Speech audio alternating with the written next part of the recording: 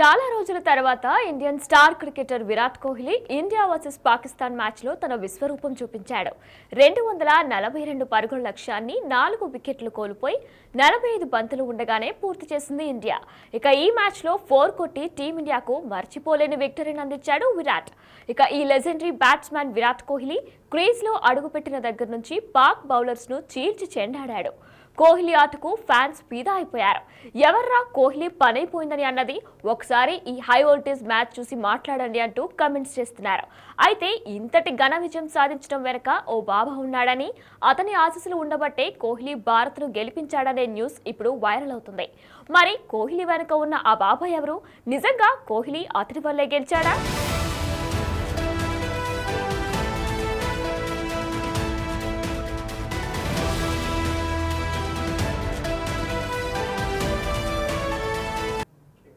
కొంతకాలం కిందట కోహ్లీ తన భార్య అనుష్క పిల్లలతో పాటు ఉత్తరాఖండ్ నైనితల్లో కాంచీధామ్లో ఉన్న నీమ్ కరోలి బాబా ఆశ్రమాన్ని సందర్శించారు.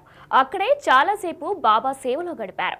విరాట్, అనుష్క డైరెక్ట్గా బాబా కాళ్ళ మీద పడి ఆశీర్వాదం తీసుకోవడం, విరాట్ అనుష్కను చూసి ఆ బాబా కంటతడి పెట్టడం అప్పట్లో సోషల్ మీడియాలో బాగా వైరల్ అయ్యింది.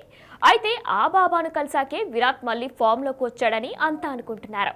3 ఏళ్ల విరామం తర్వాత కోహ్లీ బ్యాక్ టు బ్యాక్ సెంచరీలు బాది బీభత్సమైన ఫామ్ ని అందుకోవడంతో నీమ్ కరోలి బాబా గురించి సోషల్ మీడియాలో బీభత్సమైన చర్చ నడుస్తుంది.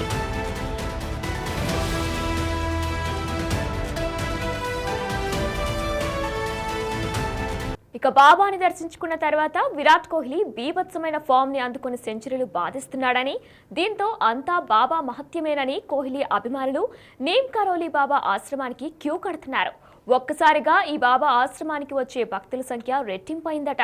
విరాట్ కోహ్లీ, అనుష్క శర్మలతో పాటు యాపిల్ కంపెనీ వ్యవస్థాపకుడు Steve jobs, Facebook founder mark Zuckerberg తో పాటు హాలీవుడ్ నటి జూలియా రోబర్ట్స్ వంటి ప్రముఖులు ఎందరో నీమ్ కరోలి బాబాకు భక్తులు కావడం ఆశ్చర్యానికి గురిచేస్తుంది.